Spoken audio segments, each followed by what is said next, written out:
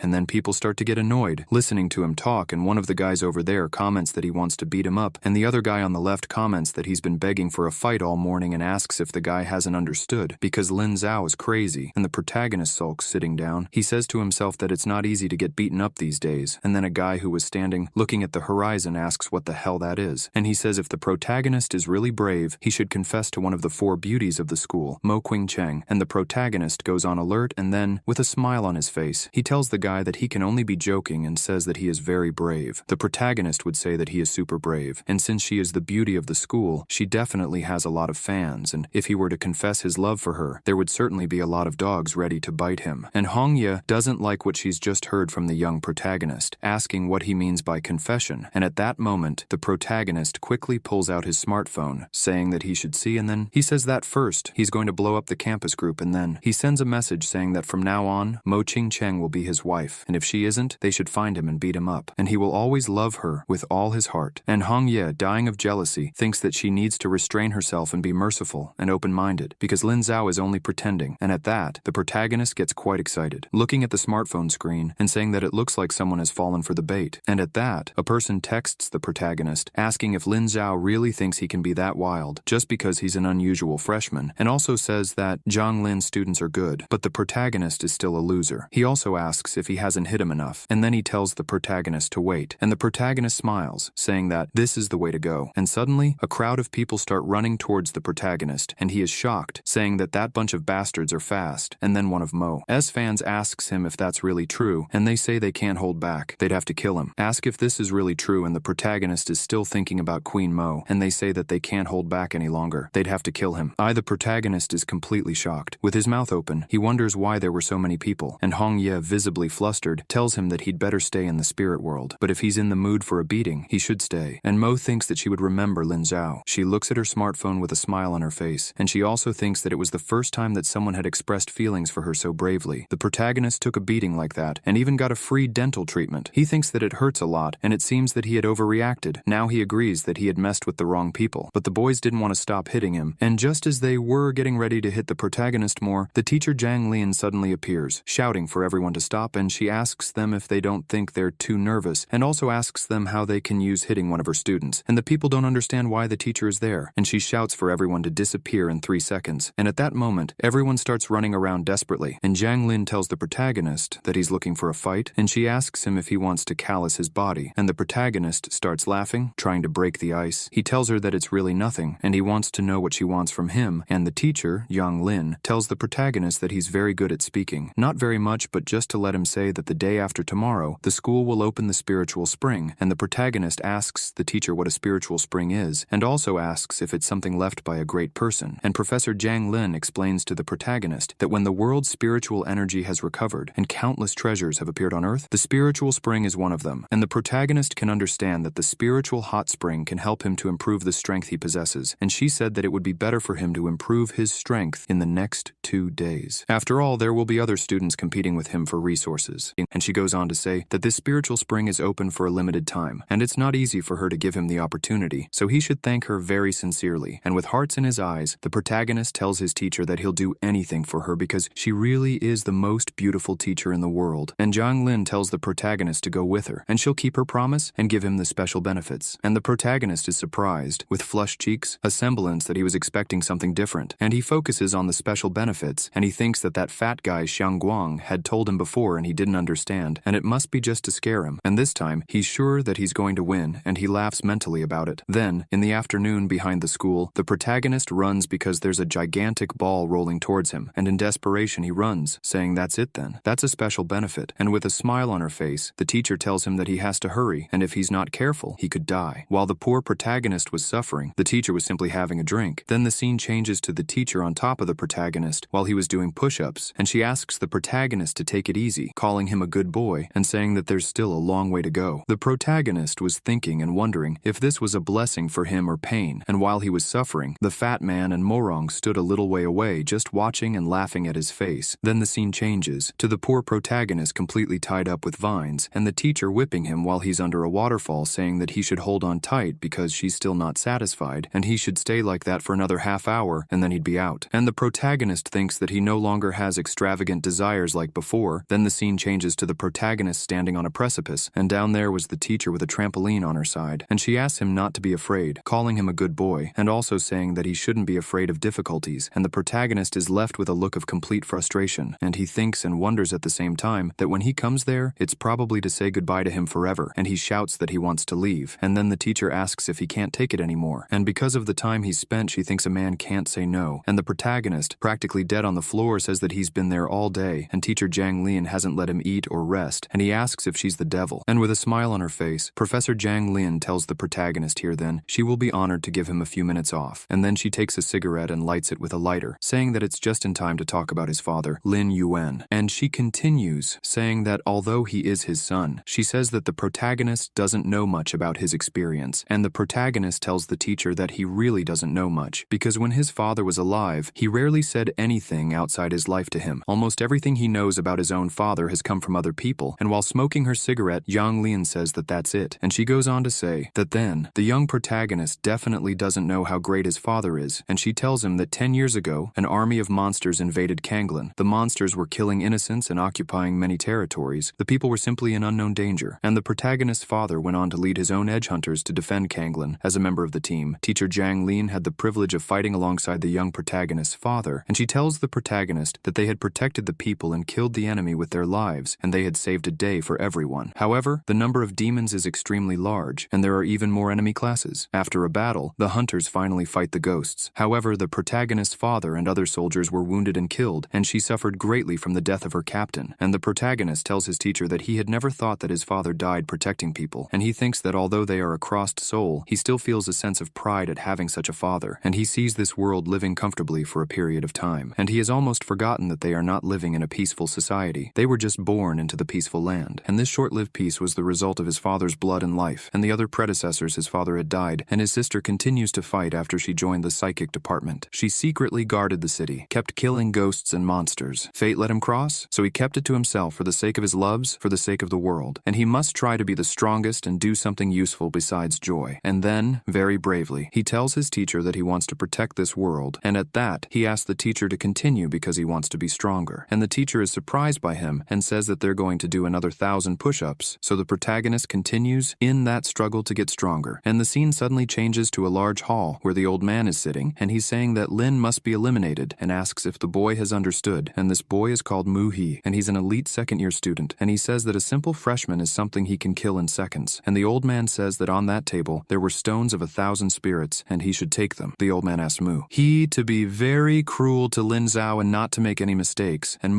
he answers the old man saying that he shouldn't worry because he is qualified to enter the students of the spiritual spring with supernatural power level A to defeat Lin completely, and at the same time, Mu-hee thinks that this guy loves being the center of attention, and he also spoke badly to his queen, Mo Ching Cheng, and then rubbished how he should die, so he turns around, telling the old man quite bravely that he's sure he's going to kill Lin, and no one would be able to help him, and when he kills the protagonist, he would return by the stones of 1,000 spirits. And then the scene changes to the protagonist coming out of the dormitory. He's waving at Hong Ye with a chicken leg in his mouth and his cheeks flushed. He calls the white-haired girl my dear and tells her that he's going to the spiritual spring today, and there might be a chance for them to do double cultivation tonight, and laughs saying this, at which point Hong Ye answers him, calling him Dear Lin, and also saying that he's very bad, and at that same moment, the young protagonist remembers the teacher standing over him while he's doing his push-ups. With flushed cheeks and a smile in his corner, he thinks that in the last 2 years, with the help of his wife, Hong Hong Ye, and the demonic training of Professor Zhang Lin. The marrow cleansing pill has almost been absorbed, and the physical body of the class is almost complete, and he was quite proud of it, until he realizes that the weasel was there. The protagonist had even put up the doghouse for him, and then, with a smile on his face, he goes to talk to the weasel in a provocative tone, asking it what's wrong and also calling it a puppy. He's asking me why the leaf doesn't want to eat it. He's asking me if the bone doesn't taste good, and the leaf is completely enraged by him talking to it like that, asking the young protagonist who the hell he's calling a puppy, and even if this great immortal dies of hunger, he won't take a bite of the food he's given. And then the protagonist changes his speech by telling the weasel that he's the great yellow mortal, and then asks the weasel what he thinks now, and the weasel, completely disgusted, answers the protagonist by saying that he's not going to eat, and then the protagonist gives him a thigh, and the weasel puts the thigh in his mouth, drooling like crazy, and says that he's just tasted it, and that chicken thigh doesn't smell at all. And the protagonist comes out of that, comments that nothing can escape the law of true fragrance, and as he turns his back on the weasel, disgusted, she calls the protagonist a brat, and also tells him that he should be careful these days, and the protagonist doesn't understand what he means. And the weasel continues, saying that since she hadn't come back, Yang Guang definitely won't leave it as it is, and he will certainly send more people to try to assassinate Lin Xiao. And the protagonist, hearing her say that, thinks that that yellow agony doesn't have such a bad heart, and with a smile on his face, he nods to the weasel, saying that he has understood. But he calls her Goldie and she gets very angry, asking who he is calling Goldie. Then the scene changes to the place where the protagonist had to go. After the bus has arrived and people have left, the teacher says that this is where they will be practicing today, the spiritual spring, and the protagonist is dazzled, looking at how different that place was, and he comments that he didn't know there was a place so close to nature. And at that, not only was he there but also the rest of Zhang Lin's students, and the teacher with a cigarette in her mouth, says that they all have 500 spiritual stones stored in their Kanglin order. This is the only faculty given for free to stimulate the nascent spirit, so they should keep themselves safe, and she continues, saying that after entering the spiritual fountain, they should throw spiritual stone into the fountain to extract spiritual energy from within. And the protagonist asks Fatty what a spiritual stone is, and Fatty explains that a spiritual stone is a natural rock that contains spiritual energy, and that can be used as a consumable to replenish energy or as currency. Su Tang tells her classmates that they should all go together to get the high-quality spiritual resources in advance, and at that moment, the teacher Zhang Lin, a little amorous with the protagonist, calling him Little Muffin, asks him to come back early, and she will be waiting for him there. She even makes a heart gesture with her hands. The protagonist replies to his teacher, his cheeks completely flushed, and practically drooling that she shouldn't worry, because he'll definitely come, and Hong Ye stares at him a little suspiciously and feeling quite jealous. Fatty also looks at him in a corner, and after that, everyone enters the place. The protagonist is surprised. He says that the landscape is good, and it seems that each spiritual spring has a separate cave. It's incredible that Kanglin College can occupy a place like this. And then Fatty tells the protagonist that he's going to help the girls find a spiritual source, and the protagonist calls Fatty out, saying that he's a bastard, and he hadn't even told him which spiritual source in the cave is the best. And at the same time, the protagonist thinks that that guy called Yang Yi was also around and he had to be very careful with him. And then speaking to himself, he says that he's back to the main issue. He can't feel the time of the spiritual rhythm, and it seems that he can only rely on his intuition. He looks at a door and comments that the door is so big and cramped that it could be hiding a rare spiritual spring. He touches the door and says that he's going to the spiritual spring, and when he kicks the door, he's surprised, telling himself what a pleasant surprise it is. There were beautiful girls taking a hot bath, and they were completely shocked, and the protagonist started drooling. And at that moment, one of the purple-haired girls asked the protagonist if he wasn't Lin Xiao, and the other girl was shocked, saying that he had confessed to her, and the protagonist realizes and thinks he's found Mo Ching Chung. He's even surprised, because he really has found the goddess of the campus, and at that moment, the system panel asks the host to please make a choice, and choice 1 would be to leave the cave and immediately after watch, and the reward would be 5 agility points. Choice 2 would be to jump into the spring and have a party in the pool, and the reward would be 6 psychic fragments, and the third choice would be to apologize to the 2 girls, and the reward would be 5 bonus strength points. And the protagonist says that since things have reached this point, explaining would be completely pointless, so he thinks he should move on, at which point, Mo Ching Chung asks the protagonist what he's doing, and the protagonist runs and jumps into that hot spring, saying that he chose choice 2 because he's not an unjust man, and the girls are completely shocked by what he's doing, and then he takes a super powerful attack from the girls, making him fly far away, and the non-system father says that the task has been completed, and he's received a reward of 6 psychic fragments, and the boy who had been hired to kill Lin Xiao, the young protagonist flying, and he thinks it was Lin Xiao who flew out of Mo Ching Chung's cave, and he wonders if the boy had done something to his precious Mo Ching Chen, and with a lot of hatred in his heart and tears coming out of his eyes, he says that he would kill Lin Xiao for sure, because now it wasn't just another job, and it had become something personal. And Nissan, the protagonist, was laughing and saying saying to himself that although he had been beaten up, he had only found a small spiritual spring. But being able to enjoy looking at the beauties and receiving rewards from the system, the total profit is not a loss. And then he enters a terminal spring and also says that the aura there is so rich and comfortable. He was feeling very well until he opened his eyes and saw Hong Ye calling out to him. She grabbed the young protagonist's chin and asked if she wasn't enough for him,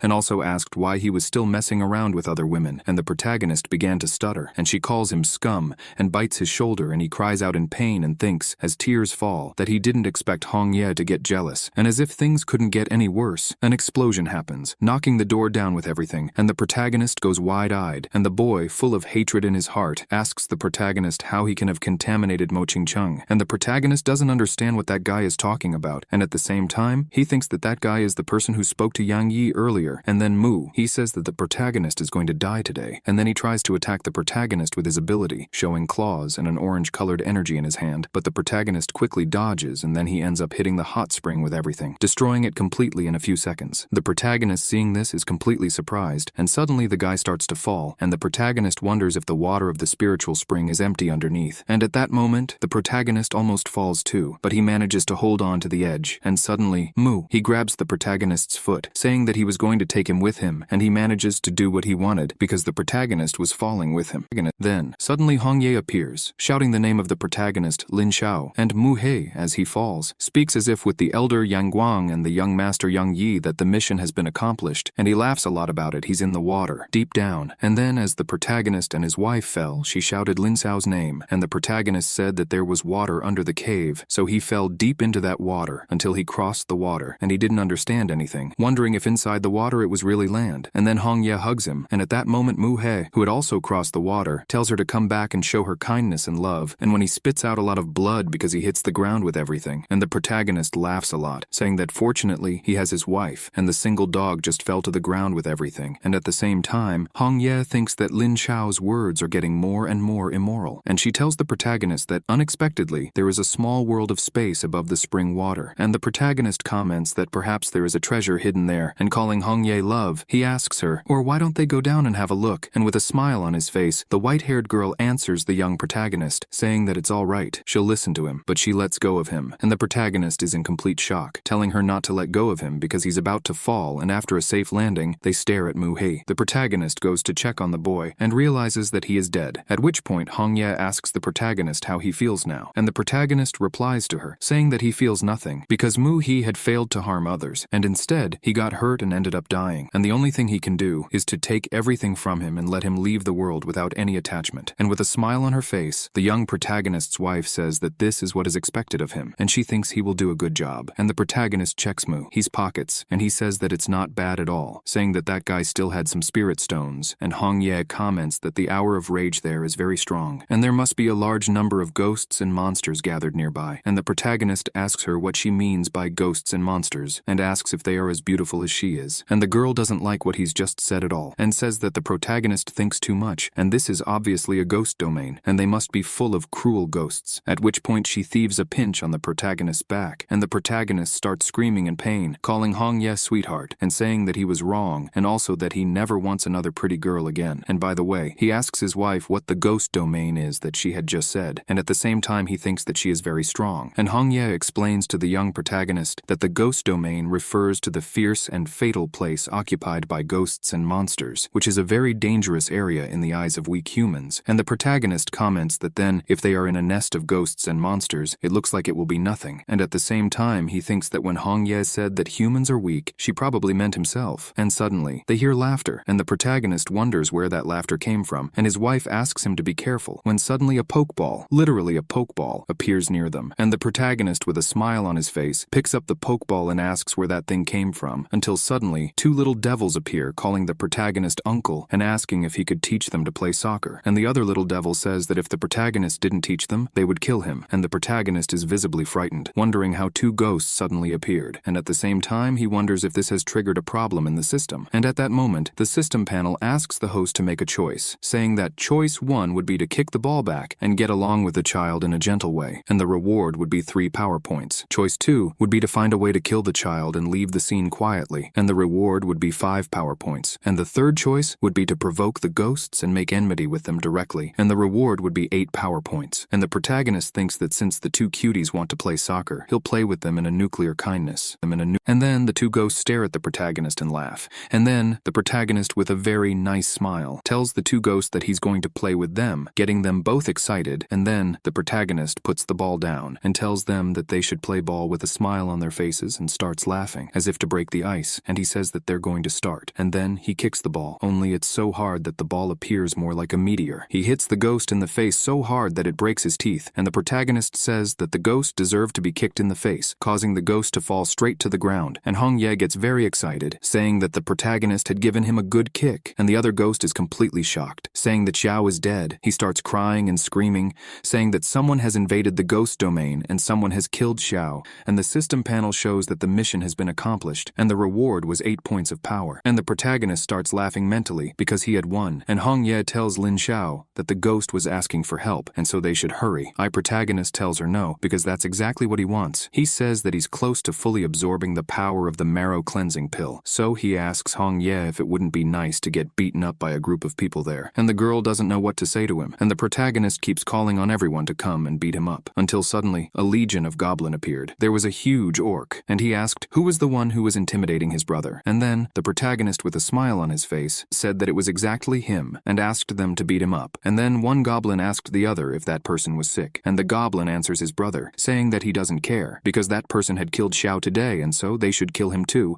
and roast him to eat. And then they shout and run towards the protagonist, saying that they should kill him to eat, and for revenge too. And the protagonist doesn't understand anything he's seeing, and suddenly he starts to hit the goblin a lot, and Hong Ye just watches, without saying a word, and then the purple goblin asks his other brother if there's a female ghost there, along with that psychopath, and the goblin replies that he doesn't know, because she hasn't moved, and maybe she's watching the fight, and they're just going to keep hitting that psychopath. At this, the protagonist was very calm on the ground, saying that he was very comfortable and so they could continue, and at this the purple goblin wondered if he was ill, and the green goblin said that he was sure that person had a hole in his brain. And at this, the goblins wondered why they didn't eat the man alive, as it seemed that he was a seer, and he would be a great tonic for them, and the goblin next to them agreed with him, saying that yes, they should eat the protagonist's flesh. And then the protagonist thinks, and at the same time wonders why they want to eat him raw, because he doesn't think that's how it should be, until he holds out his hand and asks them to wait a minute, and then the goblins tell them to eat him. And Hong Ye thinks that if this keeps up, Lin Xiao will die, and she has to help, until she sees a light and wonders if Lin is awakening. And at that moment, the young protagonist began to exude energy everywhere, as if he had turned into a Super Saiyan, and at that, the protagonist, with a smile on his face, said that finally, his S-class body had awakened, and at that he called Hong Ye dear, and said that they were going to kill all those brats, and she said that it was fine with her, and at that, they began to run towards those goblins, and with the pseudo-sword and at the same time scissors, Hong Ye simply attacks several goblin at once, and the protagonist also attacks several with a punch, and at this, Hong Ye congratulates Lin Xiao on having awakened the S-class in his body, and the protagonist says that his previous attacks were finally not in vain, and he must say that the meridians all over his body were burning like raging fire, were finally not in vain, and he must say that the S-class body is very good, and when he exerted force, he could feel the meridians all over his body burning, like raging fire that sends the body, reborn as if it were a phoenix. And Hong Ye, with a smile on her face, thinks that her husband has really grown up a lot until they hear a noise, at which point Hong Ye comments that she's getting a strange feeling, and the protagonist wonders what's going on until a purple ghost starts grabbing the protagonist, and he asks what the hell it is, and Hong Ye tells the protagonist that they should go soon, and explains to the protagonist that they've suffered a ghost of rank B or above, and it's very likely that it's the Ghost King. And the protagonist asks what she means by Ghost King, and Hong Ye comments that she will take the protagonist up first, and then she will return to the spirit world, going up and taking the protagonist, holding him by the hand, and for the protagonist, everything is fine, until they reach the surface, and the protagonist is relieved, saying that he has finally returned, and at that, Jiang Lin, with a smile on her face, tells the protagonist that then he was underground, and she is surprised that his body has improved. The fat man, with an expression of great enthusiasm, addressed Lin Xiao, telling him that he seemed to be a very lucky person, which left the protagonist quite surprised. He didn't expect the fat man, who normally showed a more calm and carefree demeanor, to be so assertive at that moment. While Lin Xiao tried to process the fat man's speech, he looked around and, to his surprise, saw Professor Jiang Lin standing there, in the middle of a situation that seemed to have become much more serious than he had imagined. He was beginning to wonder what was going on when, suddenly, the scene changed even more. From the hole that had formed in the ground, a figure suddenly emerged, as if from a dark place, something that immediately caused a sense of alert in the protagonist. The teacher, with an urgent urgent tone and a tense face, shouted for Lin Xiao to move away quickly, and in an agile movement, ran towards him, hugging him and pulling him back protectively. The fat man, for his part, held Lin Xiao firmly, helping to ensure that he was safe and in a safer position. The teacher, still in a state of high alert, spoke authoritatively to Xiang Qian, asking him to get Lin Xiao out of there as quickly as possible, and that she herself would be responsible for dealing with the imminent danger in that place. The command was given with such firmness and urgency that no one dared question her. The situation was clearly out of control, and she knew she needed to act quickly. Xiang Qian, trying to keep calm in the midst of the tense situation, said that everything was under control and called Lin Xiao to follow him, asking him to quickly leave the place. The protagonist, still in a state of confusion, couldn't fully understand what was going on. He wondered in his thoughts what could be so serious as to make Professor Zhang Lin so tense and serious, which was definitely not something common for her. She always seemed to be a much more controlled person, but now clearly something out of the ordinary was happening, which made Lin Xiao even more disconcerted. At that moment, Professor Zhang Lin, who had been observing the situation with great attention, gripped her sword firmly. She began to exude an impressive power from her hands, as if she were preparing to face an even greater threat. The fire emanating from her sword seemed much more intense than anything Lin Xiao had ever witnessed, and this only increased his sense of urgency and confusion. He knew the situation was serious, but he couldn't fully understand the extent of the danger involved, so the scene shifted to the dormitory, where Lin Xiao was sitting quietly on the sofa, trying to process everything that had happened, and at the same time fiddling with his smartphone. He looked at the screen of the device, still trying to understand what was happening with the spiritual spring and the information about Mu He. At the same time, Hong Ye was on the premises, busy with a simple task, mopping the floor of the dormitory. The protagonist thinking about how Professor Zhang Lin and the rest of the team didn't seem to have found Mu He in the ghost realm, which only added to the sense of mystery and unease in his mind. Lin Xiao wondering with a slight concern if there really was something strange going on, something he couldn't fully understand. He thought he was right in thinking that Mu He's body had been consumed by the ghosts, but the news he was seeing on his smartphone was proving to be much more enigmatic than he had imagined, so he started reading the college's daily news, trying to gather more information about what had happened. The first piece of news that appeared on his phone screen reported that instructor Zhang Lin, together with her team, had successfully suppressed the ghosts of the spiritual spring, something that, in theory, should be a relief to everyone. However, the second piece of news had a more disconcerting tone. The spiritual spring had been temporarily closed, and the time for its reopening had not yet been determined, which left a feeling of uncertainty about the near future in the air. The third piece of news, on the other hand, gave even more alarming information. Mu He's whereabouts were still unknown, and he had remained missing until that moment, which only increased the protagonist's concern. While Lin Xiao was trying to assimilate this information, his cell phone vibrated, interrupting his thoughts. He looked at the screen and saw that the message was from the fat man, who quickly sent the information that, as the spiritual spring was temporarily closed, the academy had decided to issue compensation to the students who had taken part in the spiritual spring experience. The compensation would be a soul jade, a reward given for taking part in the event. Instructor Zhang Lin had instructed everyone to get the jade as soon as possible, as it was a unique opportunity. Intrigued by the soul jade, the protagonist asked Hong Ye what exactly this jade was. She patiently explained that the soul jade was an energy core present in the body of ghosts and monsters, responsible for storing the aura of these beings. The texture of the soul jade was similar to that of an ordinary jade, which explained its name, she continued, saying that when a ghost or monster died, it would release a soul jade according to its cultivation level, and this jade would contain an enormous amount of energy. By absorbing the soul jade, a psychic could access this stored energy, and in some cases, even gain special abilities, depending on the quality of the jade. Hong Ye's explanation left Lin Xiao surprised, as he had never imagined that something so powerful and valuable was hidden in soul jades. And the protagonist asks how this can be so good, and he also says that he got a soul jade, and he asks if he's sure that she also has a soul jade, and asks her to let him know where it is, and the white-haired girl doesn't like what he said at all, and the protagonist, with a bold countenance, asks her, by the way, when are they going to get married? And Hong Ye, trying to put this aside, says that they'll talk about it later, at which point the weasel says that showing love every day is boring, and he wonders if the protagonist really thinks he's a dog, giving him dog food every day, and he just watches, and the protagonist calls Hong Ye out, and the protagonist picks up a pot and says that chicken soup is coming, putting a pot on the floor and wishing the weasel a good meal today, and the weasel doesn't understand, asking why he's doing this and says that he's giving him a New Year's greeting, and the protagonist tells the weasel that the weasel had reminded him to protect him from Yang Yi and the others, and he could have been killed, and this time he has to thank him very much, and the weasel replies to the boy saying that now the protagonist knows how good he is, so he asks why the protagonist doesn't use him, and at that moment the protagonist simply turns his back, telling his wife that his back is inexplicably sore, and the white-haired girl tells the protagonist that she'll give him a massage when they get back in the evening. He was already going to be very angry that the protagonist was was ignoring her, but he also thinks that Lin Xiao really is different. After all, Yang Guang had raised him like cattle, and he often oppressed and whipped him into doing things for him, whereas Lin Xiao, who is a bit perverse, but still a good man, and he is discredited after all. He is getting a good impression of the person who had imprisoned him. And then the scene changes to the elder's office. Yang Yi was completely disgusted, calling the protagonist a bastard and asking why this can't be solved. They were failing again, and again they were being made fools of, and so he asks his grandfather to send some more powerful people there to kill Lin Xiao, and the grandfather replies to his grandson that he is still too young to rush into this matter, and there will be opportunities later, and so he should wait. Then the scene changes to the treasure house, and it's midday, and Fatty tells the protagonist that they've arrived, and that this is the place to receive the soul jade, and there's an old man sleeping. He's so sleepy that he's Qatar, and Fatty introduces him to the protagonist, saying that he is the janitor of the treasure house, and everyone calls him Old Kang, and the moment the protagonist starts making fun of Old Kang, Fatty cuts him off, telling him to behave, and then the old man opens his eyes. At the same time, the protagonist wondered what was going on, because that man had looked at him lazily, and he felt a shiver run down his spine, a sensation of a suppressed aura, and Old Man Kang quickly stood up, saying that since everyone had arrived, they should go with him, and at that very moment, the protagonist thought that it looked like he had made a mistake, and at that moment, everyone was behind the old man, following him, and Fatty explains to the protagonist that those are the stone boxes that store the soul jade, which are very hard in texture, and have the blessing of the aura seal, which is difficult to open with pure hands, and this thing seems to be used to test everyone's strength, and he also tells the protagonist that he had made it before, and it took a lot of effort, and then the old man tells everyone to start. He asks everyone to find a way to open the box, and receive the corresponding soul jade, and at that moment, the protagonist asks Fatty if he has a good way to open the box, and Fatty asks Lin Xiao why he doesn't use brute force, and Su Tang bravely tries to open the box, calling it stupid, and some students get a bit frustrated thinking that it's very difficult to open that box. Fatty takes a box and starts climbing a blue energy in his hand, and in that he manages to open the box. The protagonist is surprised, telling Fatty that he managed to open it, and Fatty, quite sad, answers the protagonist, saying that he only managed to open it because it's a piece of jade from the soul of garbage. And then protagonist starts looking at those boxes. He wonders which one is best for him to choose, and at the same time, he thinks that this feeling is familiar and reminds him of the lottery from his previous life. He also wonders if opening the box can also activate a task. Judging by the rewards, the system would want to make him have a rough aesthetic this time, and at that moment, the system panel pops up, asking the host to make a choice. Choice 1 was to keep a low profile and open the box in the normal way. The reward would be 5 power points. Choice 2 was to open the box with the destruction method, and the reward would be 8 power points. And choice 3 was to pretend to be a novice and ask for help to open the box, and the reward would be a bonus of 4 power points. And the protagonist asks himself if it's not just opening a stone box, and he thinks he can do it, and it's just in time for him to test his physical strength, and then he punches the box, destroying it completely, and the system panel shows that the mission has been accomplished, and he will receive 8 points of power. Everyone who was present at the time is completely shocked. Even the old man, who seemed to be asleep the whole time, is wide-eyed, and Fatty tells the protagonist that he is very talented. He could change his name to Rocky Balboa in the future. They ask the protagonist to open another one, and the old man, his mouth hanging open, asks how there can be a student who can open a box in such a simple way, and he asks the protagonist to please be himself. And the protagonist says that they had told him to open the box, but they hadn't told him how to open it, so he just blew it up with his bare hands, and he thinks that's reasonable. And everyone was still completely shocked after all. Things only got more surprising with him talking. And then the protagonist starts opening all the boxes, and people comment that this is not normal. After all, the protagonist was opening all the boxes as if they were garbage, and the old man, completely in shock, shouts desperately so that the protagonist doesn't open all the boxes, and then some guys start wondering what they were waiting for, and they should go after the protagonist and not let him open them all. Morong, with a smile on his face, says that they should get me too, looking at Zhou and Su Tang, and Zhou thinks it's a good idea, and Su Tang says to Zhou and Morong that they're both useless, and the old man quickly goes to the protagonist, holding his arm and asking him not to break any more boxes and to come with him, and the protagonist doesn't understand anything, and then the old man goes into a room with the protagonist and closes the door, and the protagonist, quite surprised, asks the old man why he brought him there, and the old man asks the protagonist what else he could do, and he says that he would let him break again, and the soul already out there is gone, and he asks how the other students will choose, and the old man continues, saying that there are some rare soul grids that he has, seeing that the protagonist has good strength and a talent worth cultivating. He would like to make an exception for the protagonist and let him choose one, and the protagonist comments that there's only good stuff in there, and asks the old man which would be the best choice, until the protagonist hears a voice calling his name, and he thinks it's his wife's voice, and Hong Ye, speaking in his mind, says that the red soul jade in the top left corner isn't bad, and explains to the protagonist that this is burning burning ghost soul jade. Although it is F rank, it contains very little spiritual energy, but it is also a rare soul jade, which can stimulate potential and allow users to obtain the flame system skill. And although the protagonist's body has reached the S rank, his abilities haven't been fully developed, and he doesn't have aura abilities either. And the old man tells the boy that he has a good eye. He also says that that soul jade is low grade, but has great potential for improvement, and the old man thinks that this is what is expected of Lin Yuan's son. His vision was the only one, and at that moment, the system panel shows the notification that the host has been detected carrying a soul jade, and asks if the host wants to absorb the power of the soul jade, and the protagonist is taken by surprise, thinking that unexpectedly, the system also has the function of absorbing the soul jade. And since both Hong Ye and the old man have agreed to this day of the soul, he has nothing to say, so he just absorbs it, and at that, an energy begins to exude from his hand, and the system panel shows that the absorption has been successful, and the psychic chi who enhances the fire attribute, unlocking an additional ability called the Fist of Hell. The protagonist thinks that his wife has a good eye and he has found a treasure this time, and it really does come with abilities, and the old man is wide-eyed and open-mouthed, wondering if the boy can really absorb the soul jade directly, and at this, the protagonist thinks that with the strengthening of the power of the fire attribute, his psychic power seems to be stimulated, and his left arm is about to be unlocked, and the old man is shocked thinking, and at the same time wondering, what's with the boy's psychic powers? And the protagonist realizes that his psychic powers have evolved, and the system panel congratulates the host on unlocking a new part of the chi ability, the left arm, and the protagonist thinks, and at the same time wonders if that is the evolving power, and he starts to smile at that moment, saying that he is very overwhelmed. He thinks that he has finally unlocked the ability of his left arm, but the full form of chi's ability hasn't broken through yet, and he believes that he has to keep working hard in the future. While the old man thinks that as expected of Lin Yuan's son, the proper genius of the academy, he has a great future, until suddenly, the fat man appears, saying that this isn't good, and tells Lin Xiao that they should go to the back door to escape, as Mo Qingcheng's fans were gathering there to catch him, and the protagonist tells the fat man that this is happening at the perfect time, and he couldn't ask for more. And Fatty shouts, asking the protagonist to wait. He explains that the leader of the Mo Qingcheng fan group is called Lu Feng, and he is the famous fighting maniac of the school, and the protagonist should think carefully. But Lin Xiao, with a smile on his face, tells Fatty that he had just acquired a new skill, and he just wanted to try his hand at it, and the sandbags delivered to his door are not for nothing. And outside, there was a crowd. Someone was shouting that Lin Xiao should be ashamed of himself and get out of the Kanglin Academy. There was a blonde man and several other people behind him. He was shouting for the protagonist to get out and die. And then, a guy in a suit on the right calls Lu Feng and tells him that the protagonist wouldn't use that, and also asks if Lu Feng hasn't disappeared, until suddenly, the protagonist starts walking down the stairs, with Fatty by his side, and being quite ironic, the protagonist asks which daughter is looking for her father, and at that moment, the young man in the suit next to Lu Feng replies to the protagonist, saying that he is very arrogant, and also asks if he even knows who they are, at which point Lu Feng says that Lin Xiao is crazy, and continues. He also says that Mo Qingcheng isn't someone he can confess to, and the protagonist tells them to stop talking nonsense, and makes it clear that his father is there, and that they should come to him, gesturing with his index finger, and Lu Feng says that he's going to correct the protagonist, and then he uses his ability called conductive energy, great ape form, and the fat man thinks that they are quite fast, as he can barely see the attack, and he thinks that this is very bad, and his friend could be in danger. However, the young protagonist simply stops Lu Feng's punch with his own hand, clashing with the boy's hand, and then Lu Feng tries to attack the protagonist,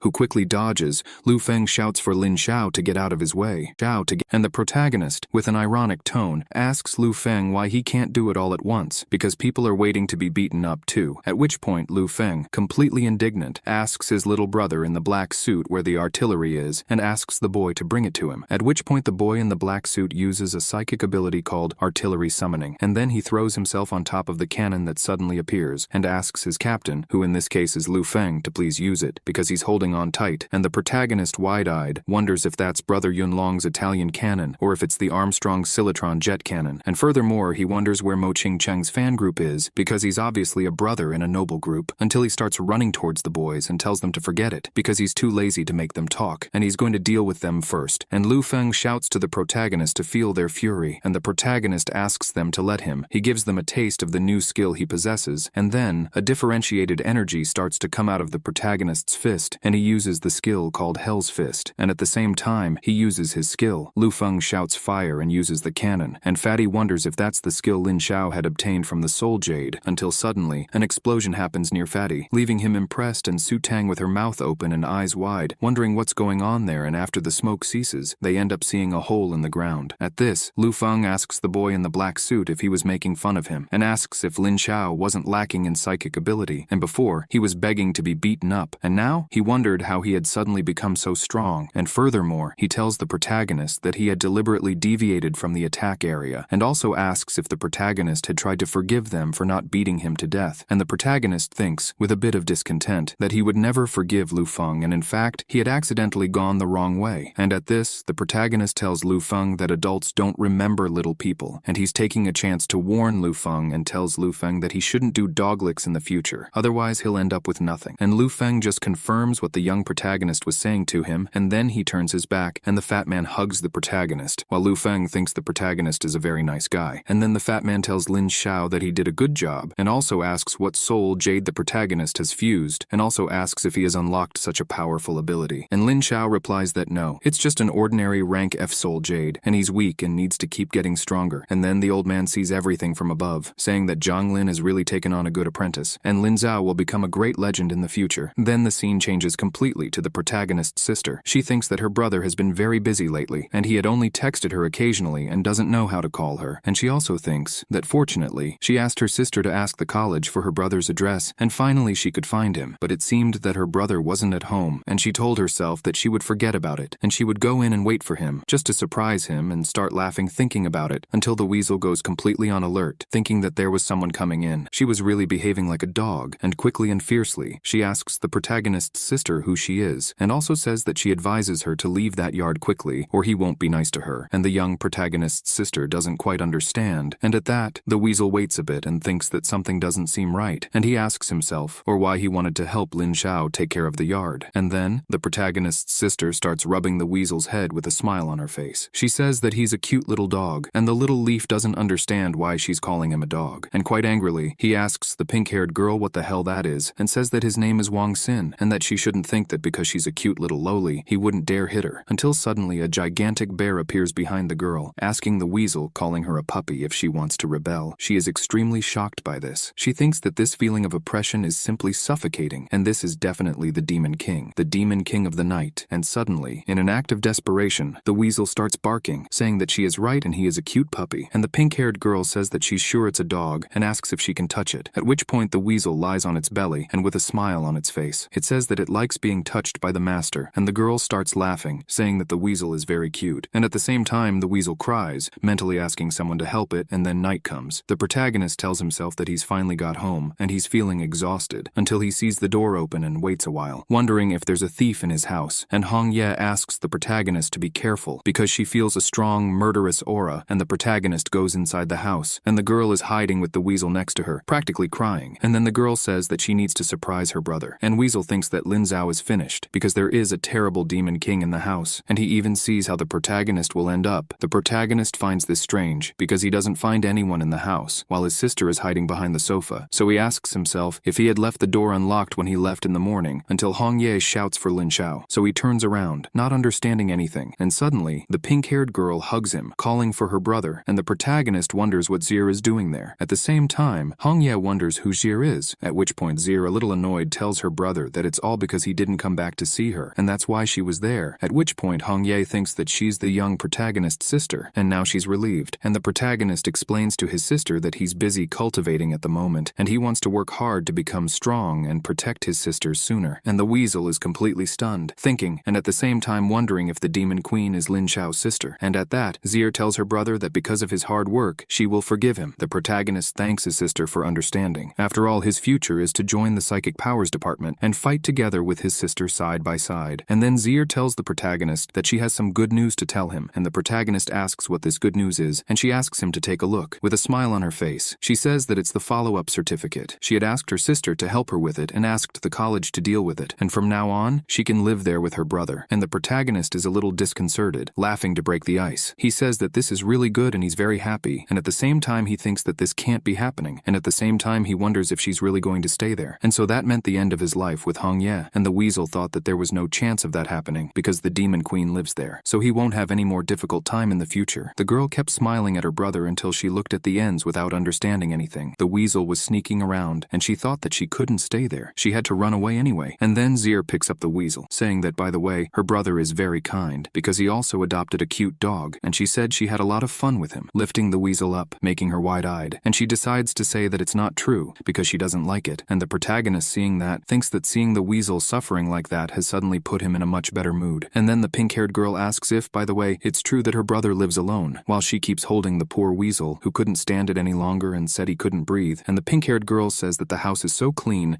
and she asks if it's all been cleaned by her brother, and she thinks that's not right, and the protagonist is completely stunned, thinking at the same time wondering if that girl is some kind of sheriff. And at that moment, she asks her brother to tell her if he's gotten any pretty girls, and asks if they've helped him with the chores, and at that moment, there's even a weasel left, because she throws the poor thing away, and the protagonist quickly replies that there's no way he hasn't brought anyone to the house because he's totally focused on motivation, and he doesn't have time to get involved with women, and Hongye laughs at that, and the pink-haired girl, with a smile on her face, tells her brother that it's better this way. He shouldn't get involved with girls because the other girls are scary, except for her, so they'll only make him sad. In the end, the young protagonist had a controlling little sister, and at that moment, Lin Xiao bowed to his sister saying that she's right.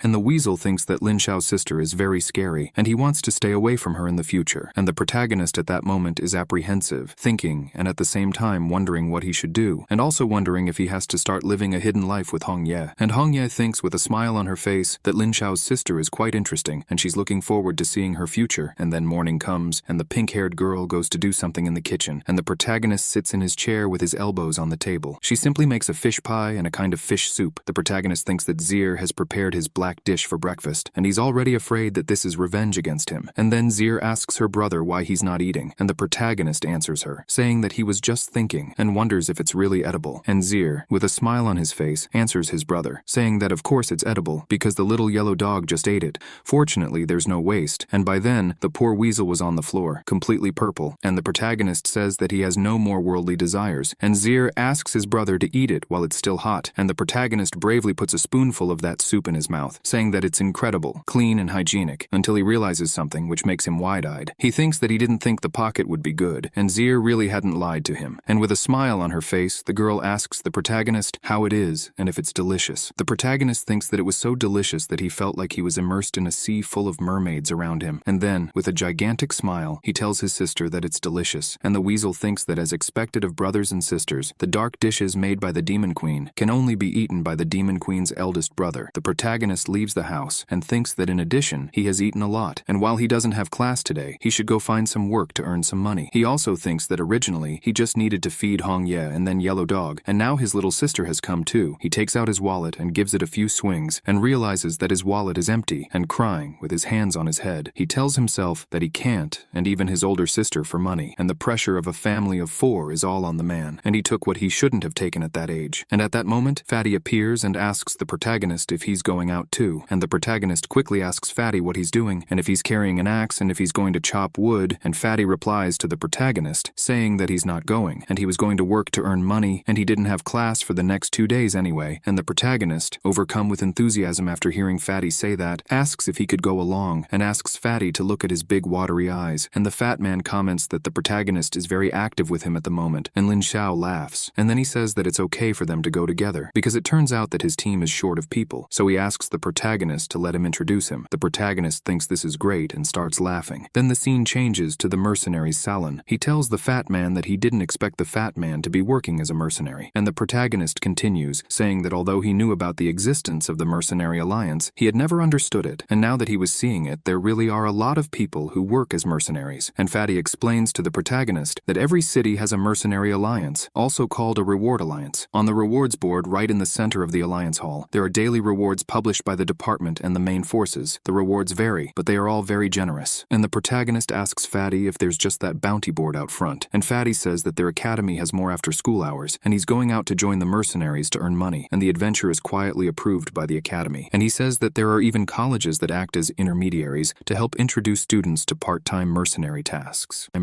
Until Fatty sees the protagonist doing something, and asks what he's doing there, and the protagonist with the paper on, he had a twinkle in his eyes. They were practically stars, and he says that the reward is very generous after all. They're paying 50 million stone spirits, and the fat man asks the protagonist if he's listening to what he's saying, and the silver communist is shocked, saying that the reward is also hundreds of the latest Apple cell phones, and a real maid, and he starts laughing and says he'll take them all, because then he'll become a billionaire. With successful completion, the reward can feed his family of 4 for months, until a man sees the protagonist picking up all the papers on the wall, and wonders wonders if that person is there to cause trouble. And the other boy thinks the boy is an idiot and wonders if he really wants to be a mercenary. And the protagonist thinks that after he becomes rich as a mercenary, he wonders if he could just keep hitting on girls and drinking lots of drinks. And he imagines himself with two women carrying him by the shoulders, and he realizes that in fact, Hong Ye was going to kill him. While he was thinking about it, Hong Ye looks up and thinks that the flax is a bit sly, and he must be thinking about something bad. And then Fatty asks Lin Xiao to go over there, because their team was there, and the protagonist says he's already going. And Fatty continues, telling the protagonist that he only recommended him, and whether the protagonist can join them or not will depend on his performance. And the protagonist says that everything is fine, and that Fatty shouldn't worry. And then he points to the guys, telling the protagonist that he is the mercenary squad that he participates in, called Lamina Shogun. And Fatty also says that this Lamina Shogun team is quite popular, and he can't believe that they have fans. And then he begins to pass through the crowd, asking to be excused, until he comes to a bearded man who was sitting on the sofa, and the fat man says to the boy, calling him boss, that that's his colleague from the gym. His name is Lin Xiao, and he's an unusual freshman, and he'd also like to join the Shogun Blade squad. And the bearded man says that he's the newcomer, and the protagonist with a smile says that it's great to meet them all. Then the man with the beard tells the protagonist that his name is Chu Li, and he is the captain of the Shogun Blade team.